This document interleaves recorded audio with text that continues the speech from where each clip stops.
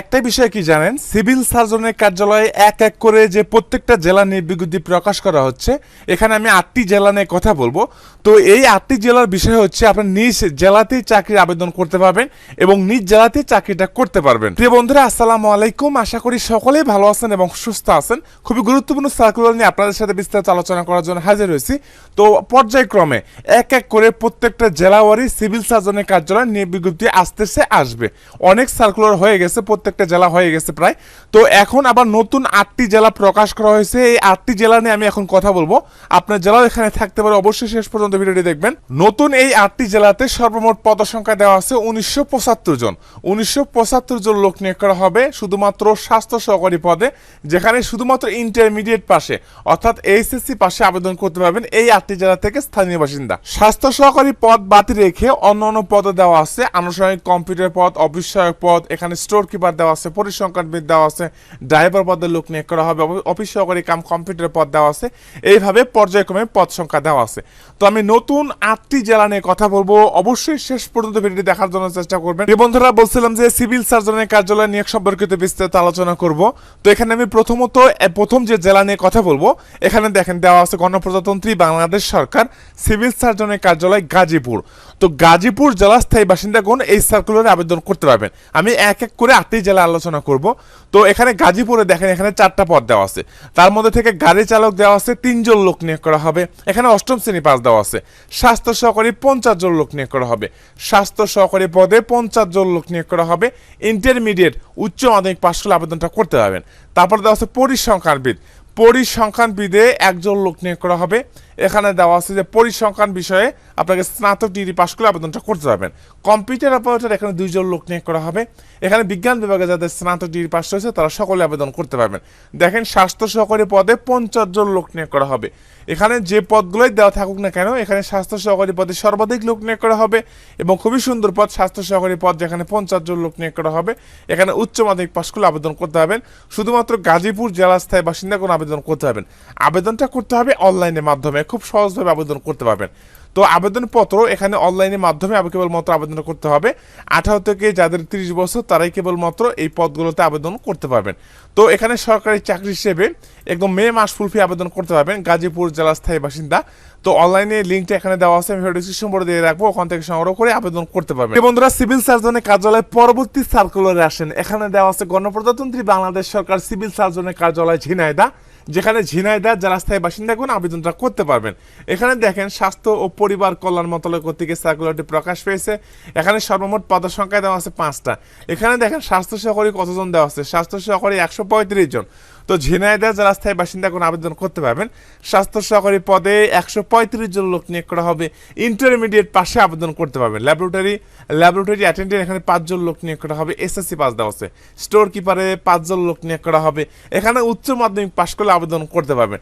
তারপর দেওয়া আছে অফিস সহকারী কাম কম্পিউটার মুদ্রা খরিক। এখানে দেওয়া আছে অফিস সহকারী কাম কম্পিউটার মুদ্রা খরিক। এখানে 7 জন লোক নিয়োগ করা হবে। এখানে উচ্চ মাধ্যমিক পাশ করলে আবেদন করতে পারবেন। পরিসংখ্যানবিদে এখানে 3 জন লোক নিয়োগ করা হবে। এখানে কোনো স্বীকৃত বিশ্ববিদ্যালয় হইতে পরিসংখ্যান, গণিত, অর্থনীতি বিষয়ে স্নাতক সমাধি থাকলে আবেদন করতে পারবেন। তো এখানে দেওয়া আছে ঝিনাইদহ জেলা স্থায়ী বাসিন্দাগণই আবেদনটা করতে পারবেন সিভিল সার্জনের কার্যালয়, যেখানে স্বাস্থ্য সহকারী পদে 135 জন লোক নিয়োগ করা হবে। ইন্টারমিডিয়েট পাশে আবেদন করতে পারবেন। আবেদনটা করতে হবে অনলাইনের মাধ্যমে।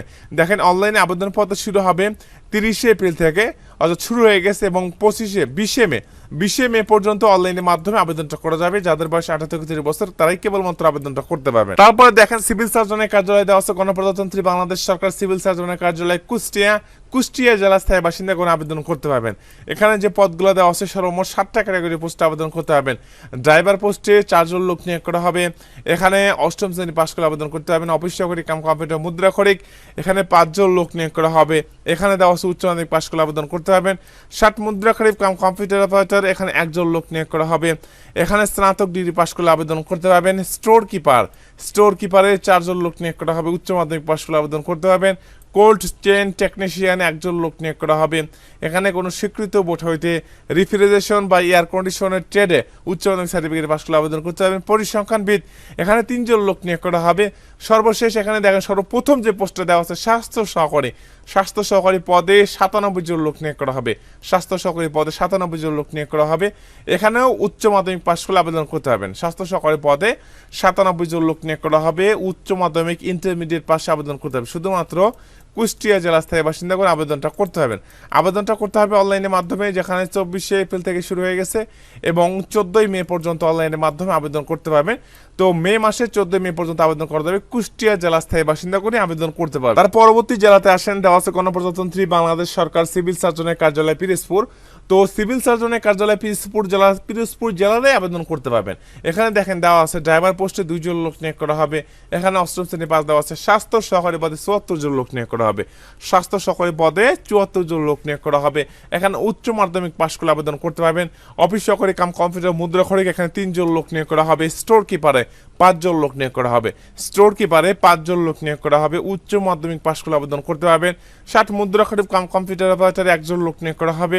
পরিসংখ্যানবিদ এখানে 5 জন লোক নিয়োগ করা হবে। তো এখানে 6টা পদ দেওয়া আছে, তার মধ্যে থেকে স্বাস্থ্য সহকারী পদে 74 জন লোক নিয়োগ করা হবে। স্বাস্থ্য সহকারী পদে 74 জন লোক নিয়োগ করা হবে, যেখানে ইন্টারমিডিয়েট পাশে আবেদন করতে পারবেন। শুধুমাত্র পিরোজপুর জেলা স্থায়ী বাসিন্দা কোন আবেদনটা করতে পারবেন। আবেদনটা করতে হবে অনলাইনের মাধ্যমে, যেখানে 23 মে পর্যন্ত অনলাইনের মাধ্যমে আবেদন করা যাবে। এখানে 30 এপ্রিল থেকে শুরু হবে এবং 23 মে পর্যন্ত অনলাইনের মাধ্যমে আবেদনটা করতে পারবেন। তো এখানে অনলাইনের মাধ্যমে আবেদন করতে হবে যাদের বয়স 18 থেকে 30 বছর, পিরোজপুর জেলা স্থায়ী বাসিন্দা কোন আবেদনটা করতে পারবেন। তারপর দেওয়া আছে গণপ্রজাতন্ত্রী বাংলাদেশ সরকার সিভিল সার্জনের কার্যালয় রাজশাহী জেলা স্থায়ী বাসিন্দা কোন আবেদন করতে পারবেন। এখানে দেখেন যে পদগুলো দেওয়া আছে সর্বমোট 8টা ক্যাটাগরি পোস্টে আবেদন করতে পারবেন। ড্রাইভার পোস্টে 2 জন, এখানে অষ্টম শ্রেণী পাস দেওয়া আছে। স্বাস্থ্য সহকারী পদে 118 জন লোক নিয়োগ করা হবে।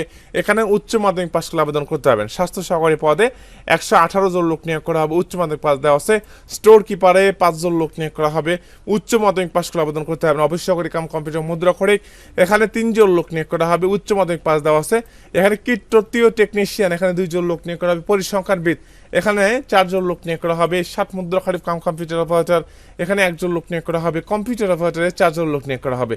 তো এখানে গণপ্রজাতন্ত্রী বাংলাদেশ সরকার সিভিল সার্জনের কার্যালয় রাজশাহী জেলা স্থায়ী বাসিন্দা কোন আবেদন করতে পারবেন। তো খুবই সুন্দর একটি সার্কুলার। এখানে আপনারা স্বাস্থ্য সহকারী পদে সর্বাধিক লোক নিয়োগ করা হবে 118 জন, যেখানে ইন্টারমিডিয়েট উচ্চ মাধ্যমিক পাশ করে আবেদন করতে হবে। রাজশাহী জেলা স্থায়ী বাসিন্দা কোন আবেদন করতে পারবেন। তো এখানে 14 মে পর্যন্ত অনলাইনের মাধ্যমে আবেদন করা যাবে।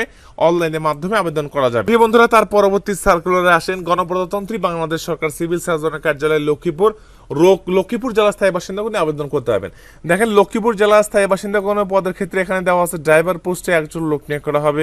স্বাস্থ্য সহকারী পদে 116 জন লোক নিয়োগ করা হবে। স্বাস্থ্য সহকারী পদে 116 জন লোক নিয়োগ করা হবে। উচ্চ মাধ্যমিক সার্টিফিকেট পাস করলে আবেদন করা যাবে, অর্থাৎ ইন্টারমিডিয়েট পাস করলে আবেদন করতে পারবেন। অফিস সহকারী কাম কম্পিউটার মুদ্রা খড়িক এখানে 3 জন লোক নিয়োগ করা হবে। স্টোর কিপারে 5 জন লোক নিয়োগ করা হবে। পরিসংখ্যানবিদ এখানে 2 জন লোক নিয়োগ করা হবে। প্রত্যেকটা পদই খুবই গুরুত্বপূর্ণ পদ, যেখানে অষ্টম শ্রেণী এইচএসসি পাশে আবেদন করা যাবে। বিশেষ করে স্বাস্থ্য সহকারী 116 জন লোক নিয়োগ করা হবে। এখানে ইন্টারমিডিয়েট পাস করলে আবেদন করতে পারবেন। সিভিল সার্জন কার্যালয় লক্ষ্মীপুর জেলা স্থায়ী বাসিন্দা কোন আবেদন করতে পারবেন। আবেদন করা যাবে অনলাইনের মাধ্যমে। তো অনলাইনের মাধ্যমে শুরু হয়ে গেছে এবং 14 মে পর্যন্ত অনলাইনের মাধ্যমে আবেদন করা যাবে। লক্ষ্মীপুর জেলা স্থায়ী বাসিন্দা কোন কেবলমাত্র আবেদনটা করতে পারবেন। তারপর আসেন পরবর্তী জেলাতে গণপ্রজাতন্ত্রী বাংলাদেশ সরকার সিভিল সার্জনের কার্যালয় চুয়াডাঙ্গা জেলা স্থায়ী বাসিন্দা কোন আবেদন করতে পারবেন। এখানে দেখেন স্বাস্থ্য সহকারী পদ আলাদা করে দেওয়া আছে। একটা পদে সেহেতু স্বাস্থ্য সহকারী, যেখানে 39 জন লোক নিয়োগ করা হবে। স্বাস্থ্য সহকারী পদে 39 জন লোক নিয়োগ করা হবে। গ্রেড হচ্ছে 16তম গ্রেড, যেখানে 22,490 টাকা বেতন দেওয়া হবে। তো কোনো স্বীকৃত বোর্ড হয়তো উচ্চ মাধ্যমিক সার্টিফিকেট পাস করলে আবেদন করতে পারবেন। শুধুমাত্র চুয়াডাঙ্গা জেলা স্থায়ী বাসিন্দা কোন আবেদনটা করতে পারবেন।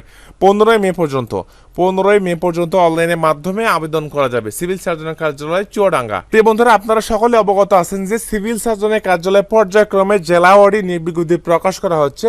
তো গত 1 মাসে কিন্তু সিভিল সার্জনের কার্যালয়ে অনেক জেলা প্রকাশ করা হচ্ছে। এখানে সামনের যে 1 মাস সেখানেও কিন্তু আপনার সিভিল সার্জনের কার্যালয় নির্বিজ্ঞপ্তি আসবে। তো আমাদের চ্যানেলটি যেহেতু সরকারি চাকরি সম্পর্কিত চ্যানেল, প্রত্যেকটা নির্বিজ্ঞপ্তি আসা মাত্র আমাদের চ্যানেলে বিস্তারিত আলোচনা করে থাকি, প্রত্যেকটা নিয়োগ বুঝিয়ে দিয়ে থাকি।